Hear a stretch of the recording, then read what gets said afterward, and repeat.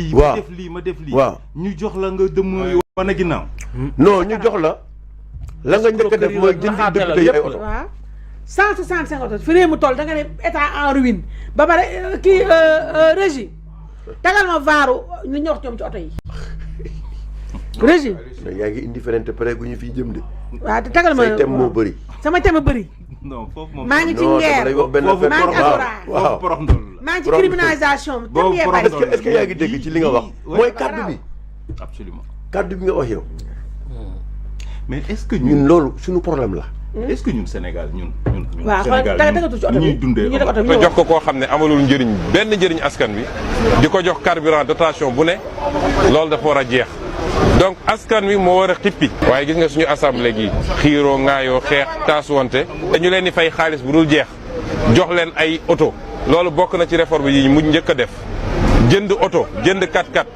40 millions 50 millions jox ko député dafa war a jeex ci réew mi. mais député yi lu ñu am oto moo leen ko gënal parce que am na député yoo xam ne Saraya Salemata lañ jógee bu ñu ñëwee Dakar dañ fi lang parce que dem di dikk bi dafa compliqué ci ñoom. Il y a des députés qui habitent loin. Ces députés-là, comment ils faisaient pour venir à Dakar avant? Et une fois qu'ils sont à Dakar, ils sont logés à l'hôtel des députés à 0 mètre. ñu ne warul am yenn situation yi xanaa mu bañ fi nekk mais su ma gisee ne ci budget wu assemblée y a moyen ñu améliorer ko les conditions de travail. man xam nga kañ laa doon gëm relance économique bu Macky Sall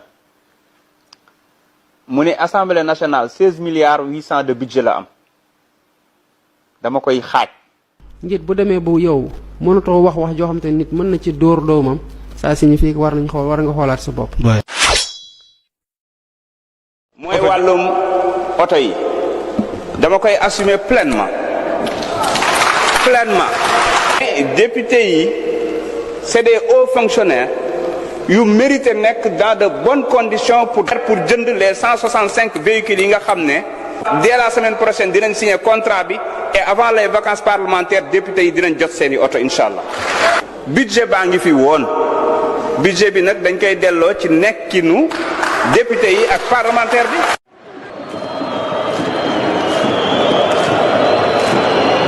man xam nga kañ laa doon gëm relance économique bu Macky Sall mu ne assemblée nationale 16 milliards 800 de budget la am dama koy xaaj. Il est question d'acheter des véhicules par exemple, mais les députés de Askan Wi ont dit il n'y a pas d'urgence pour qu'on fasse une procédure d'urgence. Je ne trahis pas un secret. Quelle est l'urgence qu'il y a? On dit oui, la session va démarrer, il y a des députés qui habitent loin. Ces députés-là, comment ils faisaient pour venir à Dakar avant? Et une fois qu'ils sont à Dakar, ils sont logés à l'hôtel des députés à 0 mètre. Sur quelle base ils veulent donner 165 véhicules? Ces taponnés-là et autres là, c'est fini dans l'Assemblée. terrain baa ngi fii à côté soriwul waaye li nga xam ne mi ngi fi déjà mi bâtiment bii ngeen gis ak nouveau bâtiment en principe si tout se passe bien dès la vacance parlementaire travaux yi dina commencer. Assemblée nationale on vote 15 milliards ñu ne Moustapha Niasse sa 15 milliards yi lii mooy budget Assemblée nationale. 15 milliards ñu jox ko Moustapha Niasse jeex na munoo xam 15 milliards lan la. mooy toog ba mu neex ko mu ne Assemblée nationale dama fay tabaxaat lii dama fay def lii. dëgg rek ay dëgg. ah ñun nag léegi nag grand sujet yi bari na. ma rectifié waa ji balaa ngay sori. waaw kay waaw. suñu président bi xamul lu bëri. moom sax du haut fonctionnaire. Elmane. moom du fonctionnaire sax bay haut fonctionnaire. moom dafa am luy haut fonctionnaire. moom du fonctionnaire.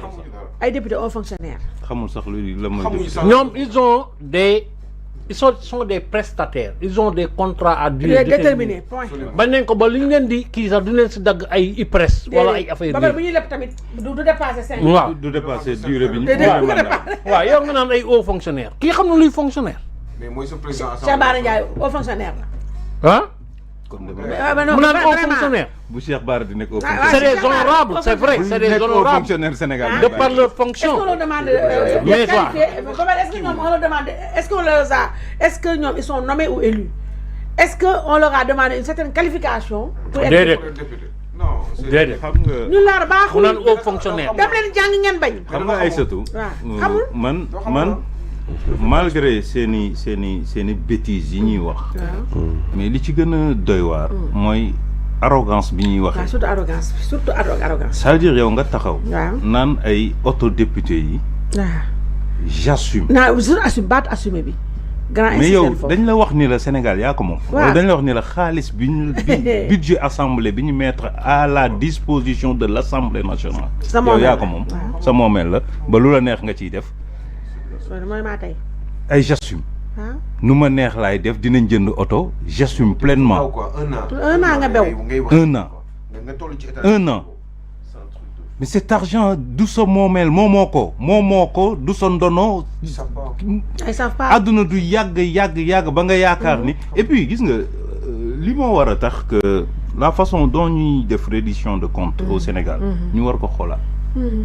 parce que dafa am ñoo xamante ni mérité nañu nga bàyyi leen. ñu dawal ba en fin d'exercice. nga taxaw auditer seen mandat. mais ñii ma gis.